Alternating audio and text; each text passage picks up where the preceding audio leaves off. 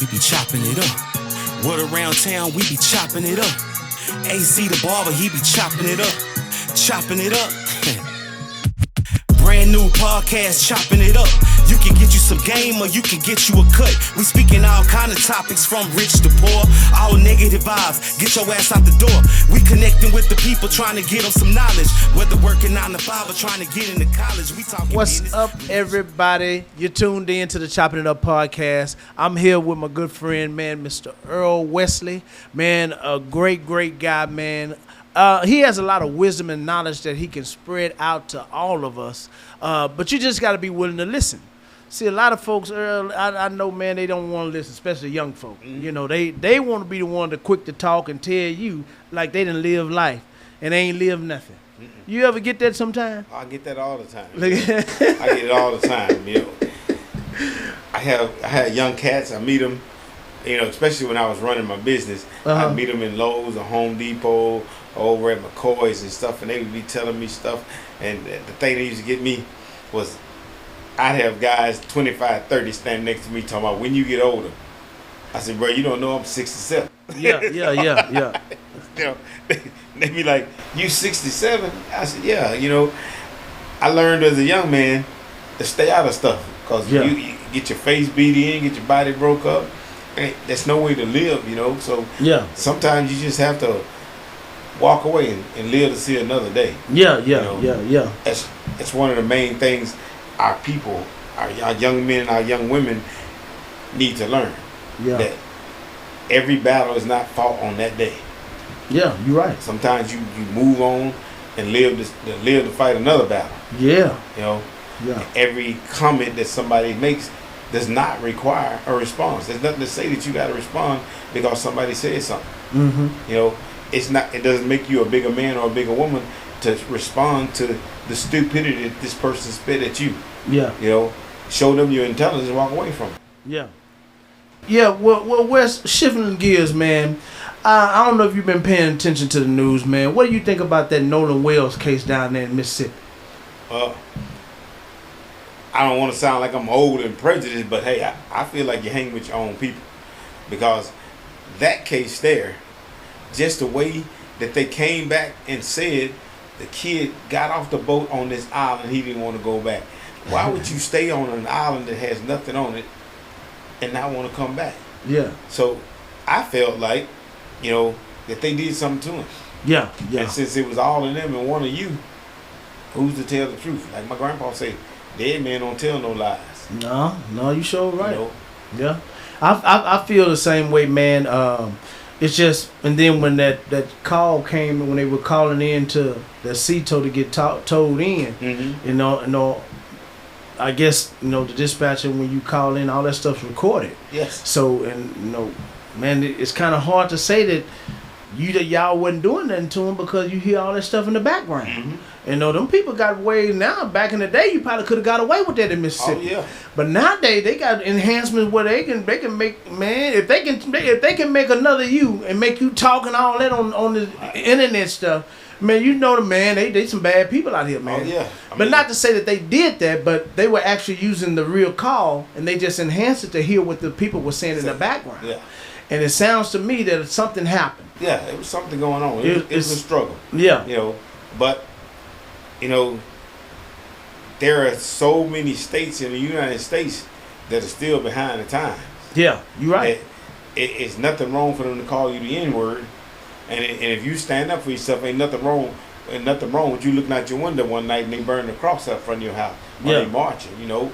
But we as a people need to stick together.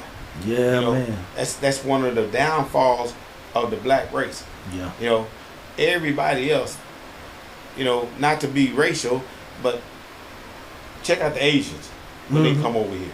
Yeah. They can live 3 families in one house with one man being called Papa Son, run everything. And give them 3 years and they all got their own houses. Mm-hmm. Same way with the Hispanics. Yeah. But you can't get 3 single black men to live in the same house together. No. Because everybody want to know who the boss. Yeah. You know, but we got to be partners and just pull together. Mm-hmm. You know, there are a lot of things that we have gotten away from as blacks. Mm-hmm. We've gotten away from our pride.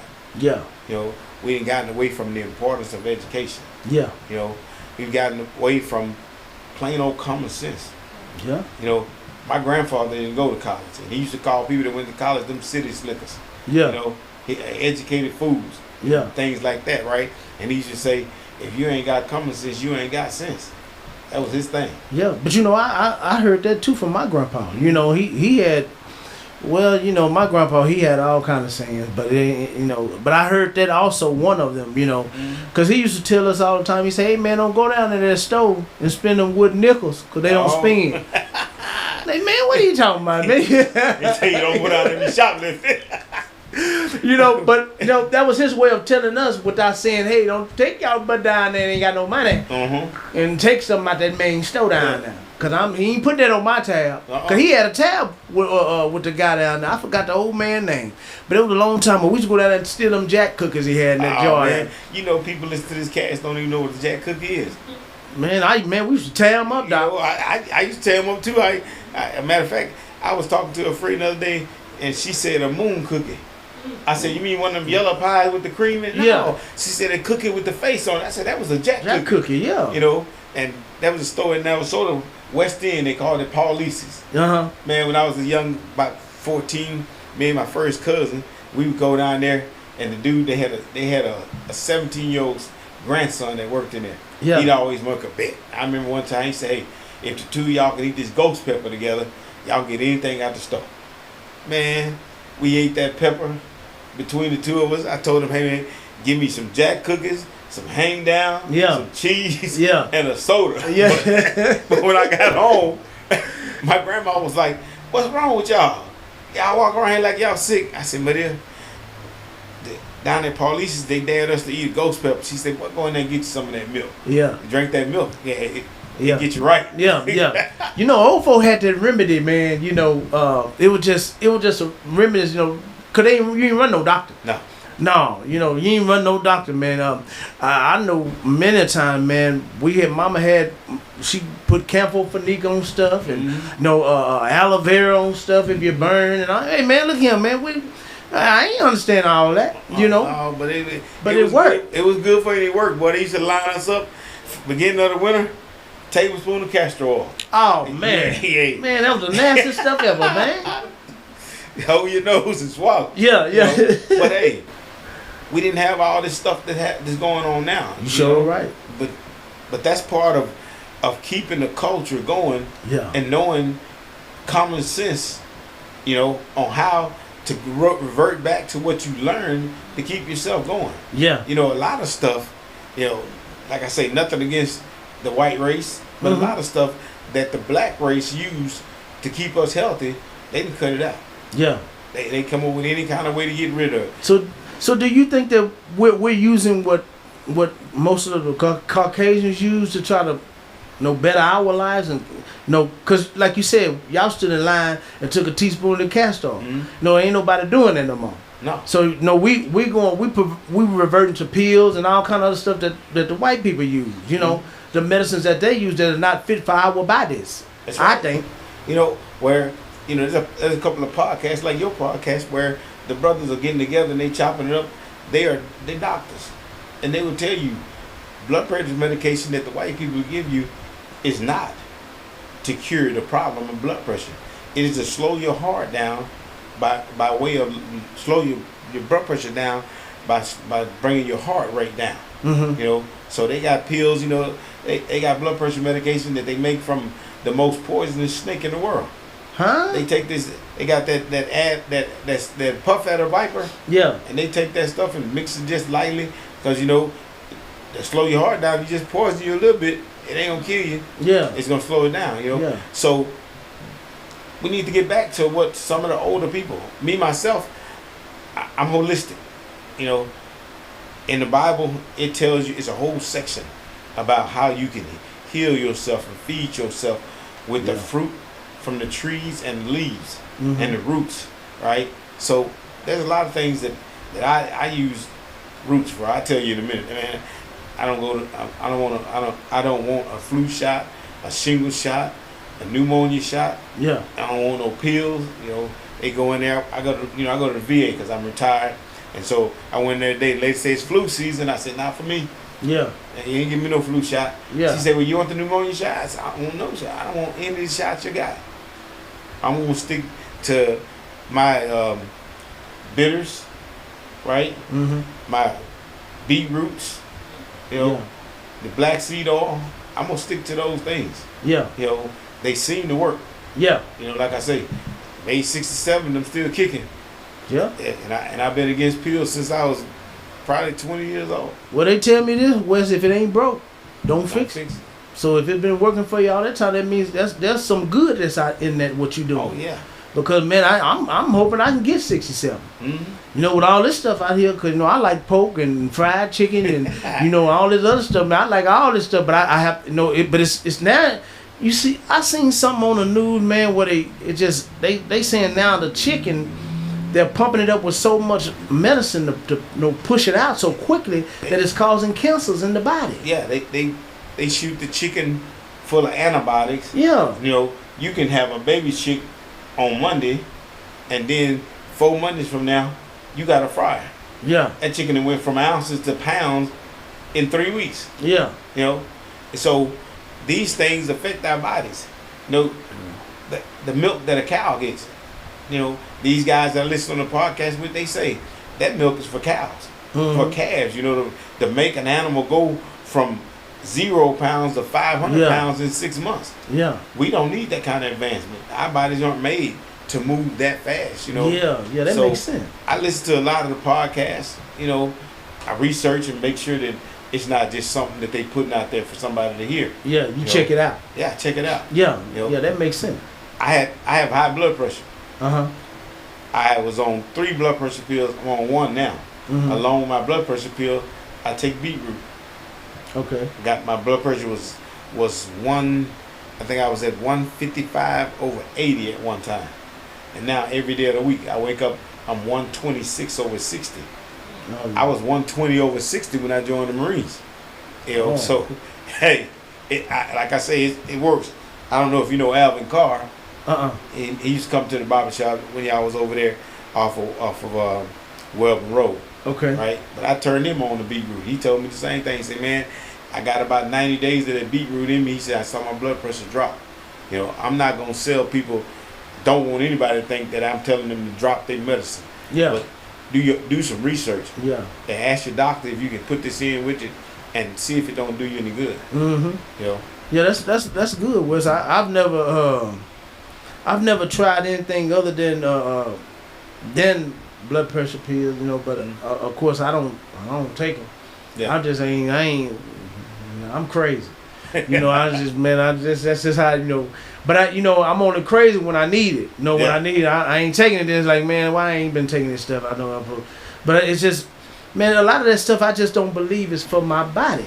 It's not. If you listen to some of the podcasts, that the doctors that are black, people of color, they'll tell you that the medicine they make, the synthetic medicine, is not for anyone. Not only blacks and people of color, but it ain't for whites neither. Yeah. Because the human body has no way to get rid of synthetics. It's like drinking water out of plastic water bottle. You get them plastic particles, microscopic. Mm-hmm. There's no way for your body to digest that so it just sticks into the walls of your intestines, right? Wow. But, I feel like you just keep yourself educated. Don't ever stop getting some education. Yeah. My mama, she was a school teacher for 45 years. She'll tell you. Yeah. When you think you're too smart, that's when you're done. Yeah. You sure right about that. Because we all can still learn, and be receptive of things that's going on. Because I don't know everything, and I ain't gonna pretend like I do. Because I'm, like I told you, I knew a couple times when I was in school, I just felt like I wasn't fit for school because of I couldn't obtain certain knowledge at certain times. But depending on the subject, I was gung ho. When in math, you came in for math, 'cause I won't count money. Mm-hmm. But anything with science and all the history stuff, hey man, I ain't worried about that. That stuff old. That ain't gonna do me no good knowing what happened back yonder way. You know what I'm saying? But it was good for me to know that stuff, know my history, to know. That's but right. I felt like it wasn't good for me to learn all that back then. But they say if you don't know where you came from, you won't know where you're going.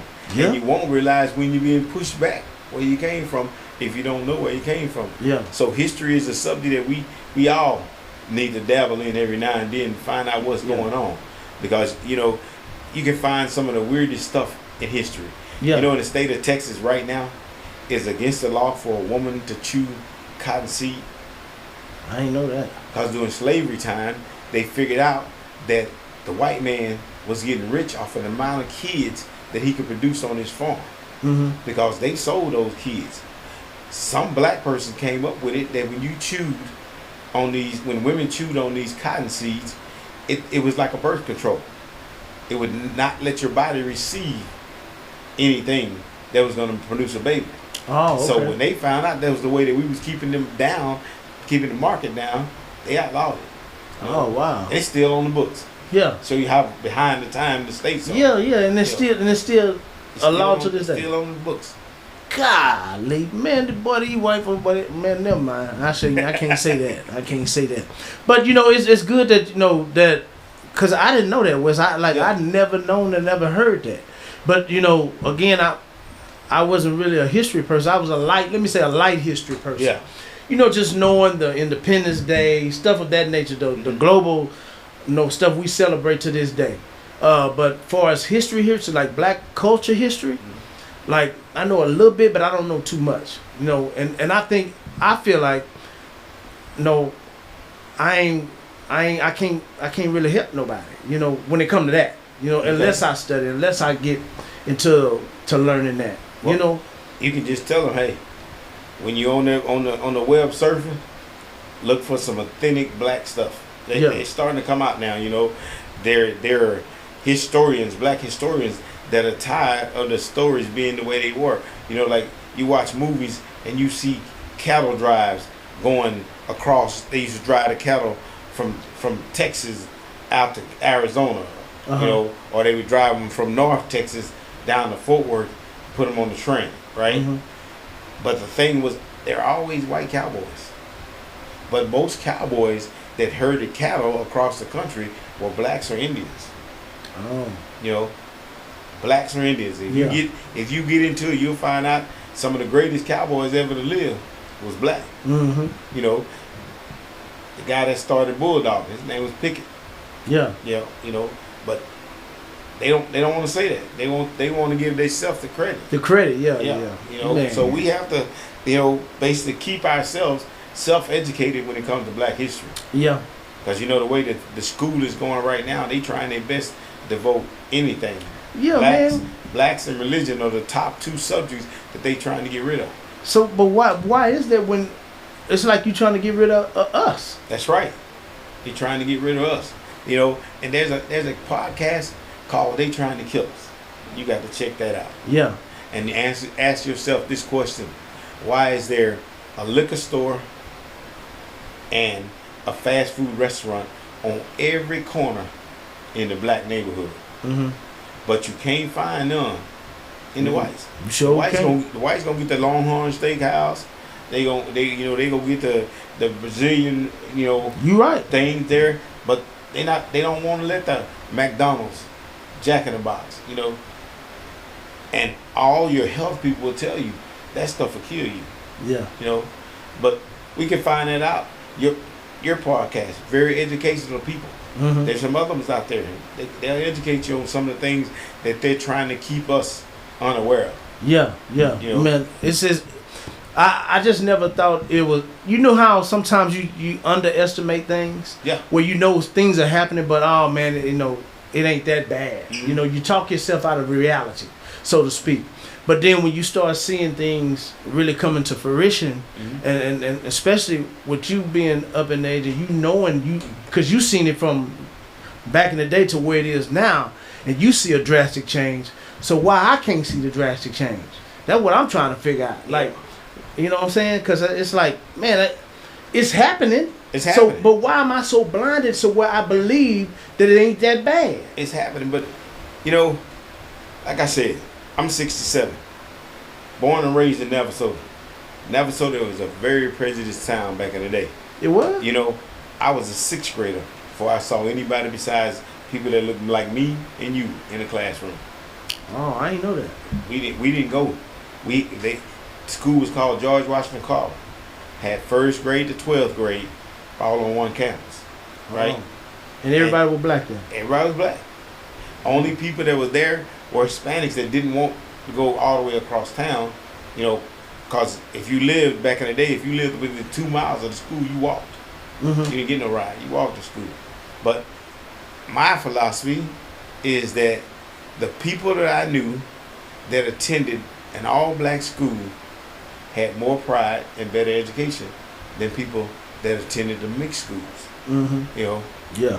What they fought to keep us out of, we should have fought to stay out of, because it was a downfall. The teachers in my school years, from 1st to 6th grade, them teachers was gonna beat your butt if you didn't get your homework, if you couldn't read. Yeah. They have after school programs. Hey, everybody that can't read, come on over here. We had a lady in Navasota, everybody referred to as Mama Jaws. Uh-huh. She was gonna be there at the after school program with her stick, that song Reading and Writing and Arithmetic, taught to the tune of a hickory stick. Yeah. They could beat your hands off. Yeah. They used to spell it on it. C-A-T is cat. But today we miss a lot of stuff because we haven't been taught to be aware of it. Yeah. Now our older blacks, when everything was black pride, black power, a lot of even the blacks were against them, saying that, they radical. They won't do this, they don't do that. No, they were ahead of their times and they knew what was coming this way. Yeah. Lesser education, more prejudice, more things to hold you down. Mm-hmm. Now, I'm not saying they holding us down, because can't nobody hold you down. Yeah, you're right. It's an excuse that young brothers and young sisters leave, the white folks holding you down. No, the only thing holding you down is yourself. Yeah. For me, it's all about a thing that I learned in the Marine Corps. Your PP and your DD.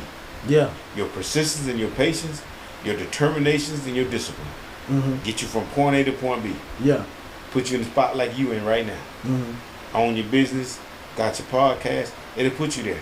But if you don't have any patience, and any persistence, any discipline, and any determination, you can't go nowhere. Yeah. It's always somebody gonna give you what you need is an excuse to stay where you are. Yeah, you sure right about that. I know my granny called. She said it's called pure D laziness if you ain't doing nothing. That's right. No, they didn't jazz up the words, but she just said you just lazy. Because what's stopping you from getting up doing it? Mm-hmm. And I can hear, even though she dead and gone, I can still hear her say that from time to time. She said, you gonna sit there? Are you gonna accept that? Or you gonna get up and do something about it? She said, now your mom done worked hard. Now that's one talk she told me before she died. She said, now your mom done worked hard. Now she ain't been the best mama, ain't none of us have. So don't come in with that mess. But your mama worked hard to put what she put in y'all. Now I did the rest. Because, we stayed half the time over there with her. That's why she put that I did the rest in there. But, she was it just reminded me of how easy we can get, sideways or sidetracked and be lazy on things that we can get up and take care of and do. It's just the fact that it is what it is. I've never tried to be more than what I am. I just try to do the necessary stuff that I can do to help. Yeah. And at the same time, a lot of people try to do stuff to help and they ain't got nothing. I've always I ain't want to be like that. I don't want to give out something I ain't got. Man, that was stupid to me. Yeah, that was the lack of knowledge, because they say if you keep your hand closed, you can't get none away, but you can't accept none either. Yeah, that's so right. That hand up, right? Yeah. And another thing that we as people are getting away from, you remember in the African tribes, and it came over with the old grandmother stuff, it takes a village. Yeah. A person don't have to be no kin to you to give you a helping hand. It don't cost you nothing, to share information. When I was in business, guys would ask me, why you tell so-and-so how you did something? Him knowing how to do it can't take my client. Yeah. That's like your barber shop. There's a whole lot of barbers around here, but you tell another barber how to edge somebody up, that ain't gonna lose your client. No. Because your client don't want to go over there and let him learn on him. Yeah. He gonna stay right here. Yeah, you sure right. You absolutely right. Well, y'all, we're here, man. Chopping It Up podcast, man. I'm chopping it up with Mr. Errol Wesley today, man. Man, I'm glad that he came through and been able to just share a few things about life and everything, man. We ain't done yet, y'all. We ain't done yet. We're going to take us a little break with our whistles, man, and we're going to come back and we're going to get down to the get down. Y'all stay tuned. You're tuned in to the Chopping It Up podcast. We be chopping it up. Word around town, we be chopping it up. AC the barber, he be chopping it up. Chopping it up. Brand new podcast, chopping it up. You can get you some game or you can get you a cut. We speaking all kind of topics from rich to poor. All negative vibes, get your ass out the door. We connecting with the people trying to get them some knowledge. Whether working 9 to 5 or trying to get into college. We talking business, religion, race, cops, sports, celebrity.